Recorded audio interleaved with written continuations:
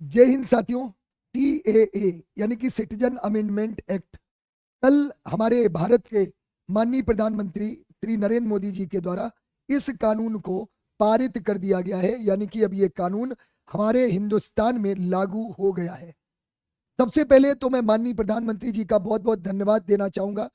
CAA हो या NRC हो, ऐसे कानून हमारे देश के लिए बहुत जरूरी है।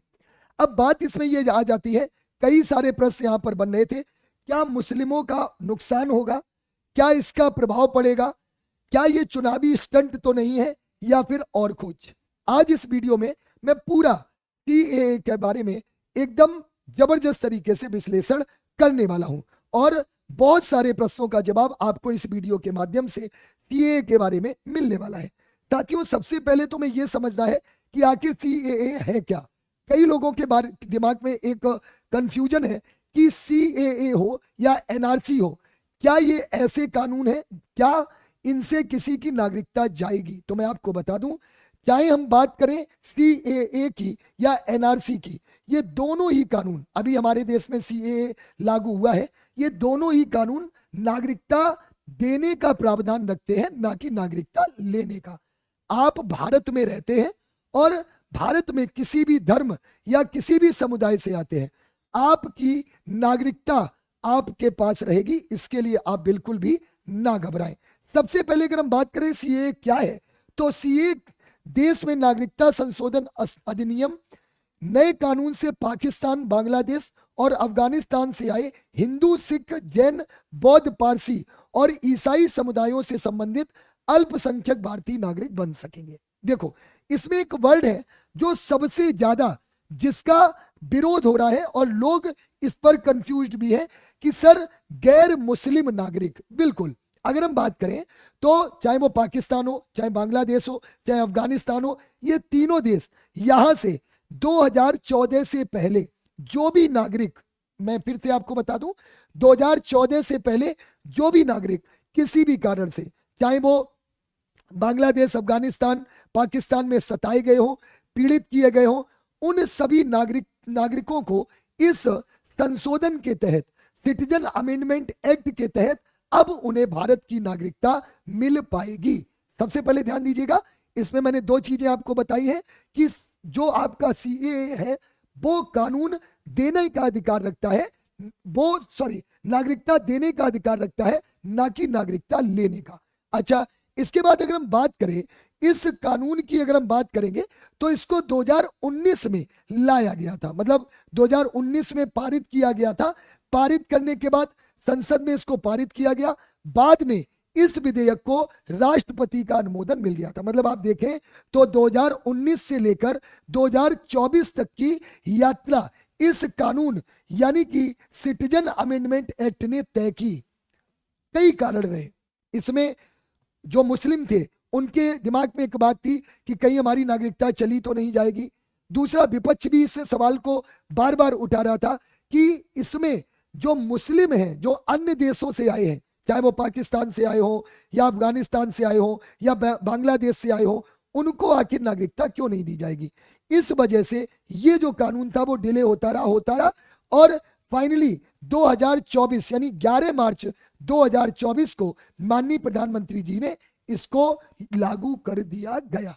अब एक बात इसमें यह आती है, अगर हम इस नागरिकता संशोधन की बात करें तो जो नागरिकता संशोधन विधेयक है, इसमें जो भी मैंने आपको बताया, पाकिस्तानी हो, बांग्लादेशी हो या फिर अफगानिस्तानी हो, हिंदू, सिख, बौद्ध, जैन, पारसी, सभी धर्मों के लोगों को यहां पर उन्हें नागरिकता मिलने वाली है। दूसरी बात, अगर हम बात करें तो इसमें मैंने आपको बताया इस कानून के बारे में कि एक ऐसा कानून है जिसमें नागरिकता अधिनियम में एक प्रावधान किया गया है कि आवेदक को पिछले 12 महीने के दौरान और पिछले 14 वर्षों में से आखिरी साल 11 महीने भारत में रहना चाहिए। कानून में 6 धर्म, हिंदू, सिख, जैन, बौद्ध, पारसी और ईसाई, इन 6 धर्मों को और 3 देश अफगानिस्तान, बांग्लादेश और पाकिस्तान से संबंधित व्यक्तियों के लिए 11 वर्ष की जगह 6 वर्ष तक का समय है। सबसे बड़ी बात। इसके बाद अगर यहां पर हम बात करें, इसमें एक नियम और है कि कानून में यह भी प्रावधान है, अगर किसी भी नियम का उल्लंघन किया जाता है तो overseas citizen of India OCI card धारकों का पंजीकरण भी रद्द किया जा सकता है, अगर वो इस नियम में किसी भी तरह की किसी भी नियम का उल्लंघन करते हैं। अच्छा, अब आप कानून की मुख्य बातें देखें तो यह कानून हमें यह बताता है कि वही व्यक्ति नागरिकता प्राप्त कर सकता है भारत की, जिसके आधार पर कोई व्यक्ति भारतीय नागरिक बन सकता है यदि उसका जन्म भारत में हुआ हो, या उसके माता पिता भारतीय हो, या कुछ समय से देश में रह रहे हो। हालांकि अवैध प्रवासियों को भारतीय नागरिकता प्राप्त करने से प्रतिबंधित किया गया है।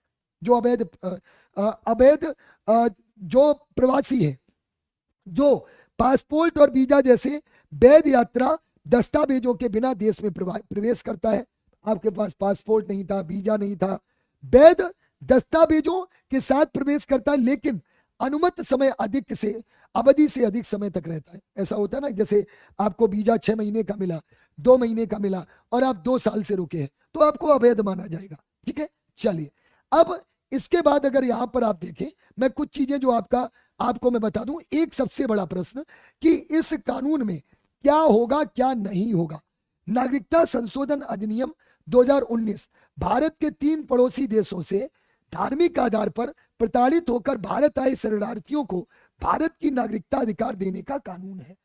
नागरिकता संशोधन कानून के संदर्भ में कई गलतफहमियां फैली थी। यह नागरिकता देने का कानून है। सीएए से किसी भी भारतीय के नागरिक की नागरिकता नहीं जाएगी। सबसे महत्वपूर्ण, आपकी नागरिकता नहीं जाएगी। अगर आपके पास पहले से नागरिकता है तो नागरिकता आपकी नहीं जाएगी। ये सबसे बड़ी बात है। चाहे वह किसी भी धर्म का हो, एक चीज और कह दी है, किसी भी धर्म का हो, हिंदू, मुस्लिम, सिख, ईसाई, पारसी, अगर आपके पास पहले से नागरिकता है तो आपकी नागरिकता नहीं जाएगी। जो भी हमारे अन्य धर्म जैसे मुस्लिम समुदाय की बात करें, एक बहुत बड़ा कंफ्यूजन है। इस कंफ्यूजन को आप बिल्कुल दूर कर लीजिए। आप भारत के निवासी हैं, आप भारत के नागरिक हैं और भारत के नागरिक रहेंगे। इसके अलावा कानून केवल उन लोगों के लिए है जिन्हों बरसों से उत्पीड़न सहना पड़ा और जिनके पास दुनिया में भारत के अलावा कोई जगह नहीं है। देखो, हिंदुस्तान ऐसा देश है, हमारी जनसंख्या जरूर विश्व में नंबर 1 पर है। हमारे पास भले ही खाने की कमी पड़ जाए, लेकिन हमारा एक मानना होता है कि अतिथि देवो भव। ठीक है, कोई अगर दूसरे देश से आ जाए, दूसरे शहर से आ जाए, हम उसे जरूर अपना लेते हैं। ठीक है, हमारी जनसंख्या और 2, 4, 10 करोड़ 20 करोड़ बढ़ जाए, कोई दिक्कत नहीं, सब संभाल लेंगे, लेकिन सबको पना देंगे, है ना, ये आप समझिए। चलिए आगे अगर हम बढ़ते हैं, इसमें अगर आप देखें तो कई चीजें मैं आपको बता दूं कि मैंने आपको बताया कोरोना के कारण कई इसमें कारण रहे। अच्छा, विपक्ष ने एक सवाल उठाया, मैं आपको फिर से बता दूं। उन्होंने कहा कि राइट टू इक्वलिटी, ठीक है, सभी को समानता का अधिकार है, फिर मुस्लिमों को जो गैर देश से आए हैं उनको इसमें नागरिकता क्यों नहीं। मैं सरकार का बहुत धन्यवाद देता हूं। सरकार ने सीधे सीधे एक बात कही कि सरकार ने यह कहा कि पाकिस्तान, अफगानिस्तान और बांग्लादेश मुस्लिम बहुमत वाले इस्लामी गणराज्य हैं, इसलिए मुसलमानों को उत्पीड़ित अल्पसंख्यक नहीं माना जा सकता है। हालांकि वे आश्वस्त करते हैं कि अन्य समुदायों के आवेदनों की समीक्षा मामले दर मामले आधार पर की जाएगी। मतलब सीधे सरकार ने कहा, देखो भैया, चाहे बांग्लादेश हो, चाहे पाकिस्तान हो, चाहे अफगानिस्तान हो, सभी मुस्लिम बाहुल्य देश हैं, उन्हें हम अल्पसंख्यक नहीं कह सकते। सीधी बात है, हम उनको नागरिकता नहीं देंगे। भाई अगर वो 2000 आ गए तो यहां पर वो 9-10 महीने में ही 2 लाख कर देंगे। तो भैया उन्होंने कहा कि जितने भी मुस्लिम हैं जो दूसरे देश से आए हैं वो तुरंत यहां से निकल लें। इनका सीधा सा कहना सरकार का ये था, हम इनको दबाए, पीड़ित, शोषित अल्पसंख्यक नहीं कह सकते। अच्छा, एक बहुत बड़ा प्रश्न है। आप एक चीज और देखो, क्या मुस्लिमों की नागरिकता जाएगी जो भारत के हैं? बिल्कुल नहीं जाएगी। उत्तर समझ लो, फिर से मैं कह दूं, बिल्कुल नहीं जाएगी। अब इसमें 2 पक्ष थे। एक पक्ष वो था जिसने ये कहा सीएए का कानून पीड़ितों को दे सुकून। ये वो लोग हैं जो गैर मुस्लिम अल्पसंख्यक हैं और भारत देश में निवास कर रहे थे बिना नागरिकता के, उनके लिए ये कानून बहुत अच्छा था। लेकिन कुछ लोग बहकावे में आए, मुस्लिमों को कुछ मुस्लिमों को ये लगा कि ये कानून उनके लिए ऐसा है कि उनकी नागरिकता चली जाएगी, तो इसका विरोध भी देखने को मिला, जबकि ऐसा कुछ भी नहीं है।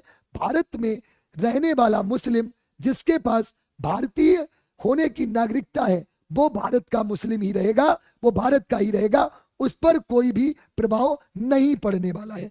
इसीलिए इस विरोध की वजह से ये कानून 2019 से लेकर 2024 में ये लागू हुआ। तो सीधी सी बात है, कई पार्टियों का कहना है कि ये कानूनी स्टंट है, ये राजनीतिक स्टंट है।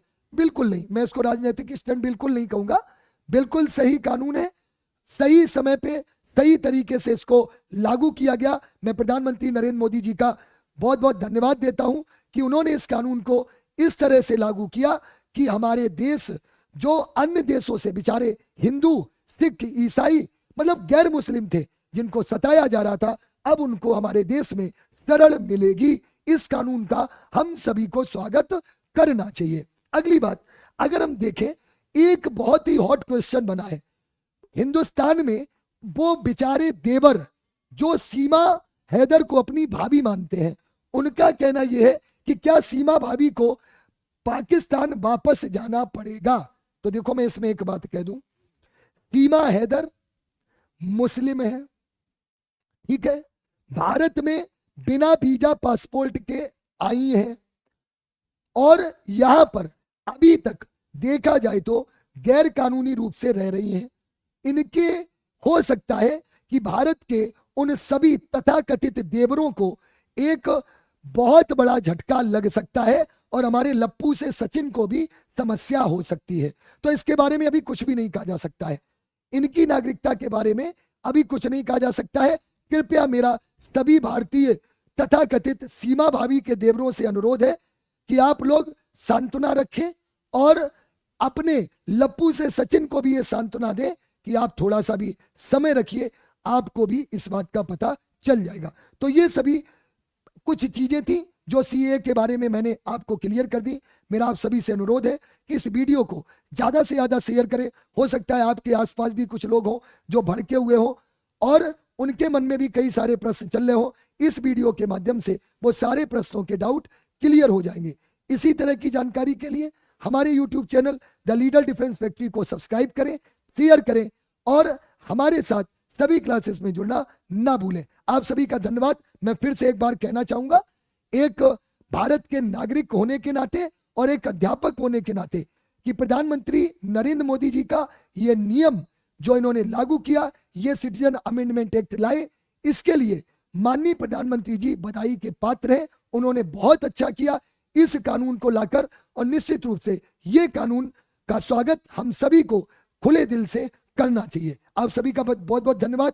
आप सभी की इस बारे में क्या राय है, ऑफलाइन कमेंट करके जरूर बताना। Thank you very much. सभी को जय हिंद।